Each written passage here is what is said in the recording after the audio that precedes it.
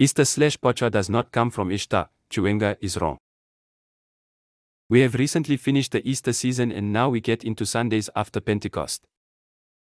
Now during the time leading up to Easter Sunday, I encountered a video by a so-called apostle named Chiwenga saying that Easter originated from Ishtar. This was not the first time I heard about this, but it warranted my response because this man boasts so much of telling the truth. So, I was surprised that he could be so naive not to have researched fully on this issue before teaching it to his followers.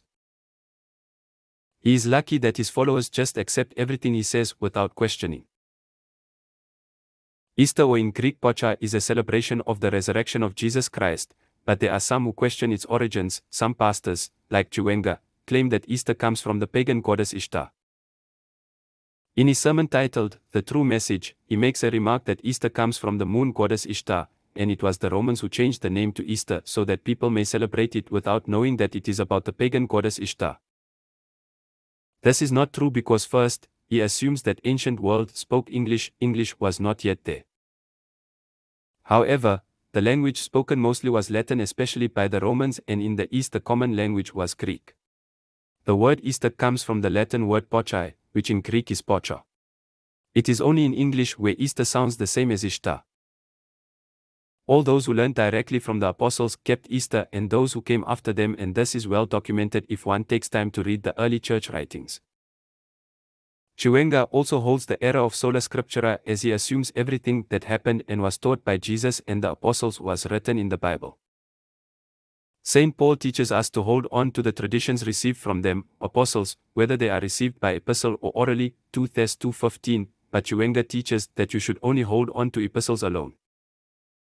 The selection of the books in the Bible is not found in the scriptures, but the books were selected by men, yet he follows the canon, proving that he has things outside the Bible he believes as a Christian. The Bible comes from tradition. As a person who claims to know the Bible very much, he falsely claims that in Acts, Herod was a Roman, not a Jewish. Herod was the king of the Jews and Pilate was the Roman governor. Chiwenga wrongly differentiates at that point the Feast of Passover, translated in other versions as Easter, and the Feast of Unleavened Bread. These are not different feasts as Chiwenga claimed, and Herod celebrated the Passover/Feast of Unleavened Bread.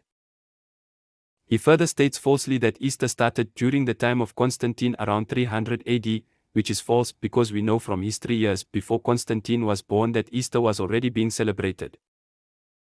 Catholics under the persecution of the Roman Emperor celebrated Easter. People do not go back and read the writings of Christians who lived before Constantine became emperor. The one person who comes to mind when people claim that Easter started during the time of Constantine is Pope Saint Victor. Yes, they were popes before Constantine. He reigned between AD 189 to 199, about 100 years before Constantine became emperor. Pope Victor wanted to excommunicate the Christians from Asia Minor because they celebrated Easter on a different date. So the issue was not whether one should celebrate Easter, but when should one celebrate Easter. While we're on the dates, Chiwenga also questions of why the dates of Easter change every year. Jesus was killed during the Passover feast. The Passover feast does not have a fixed date but is movable every year. Easter follows the Passover feast, which is the basis of the dates used. He also falsely teaches that Easter eggs are used during Easter because pagans used to celebrate the coming out from an egg by Semiramis.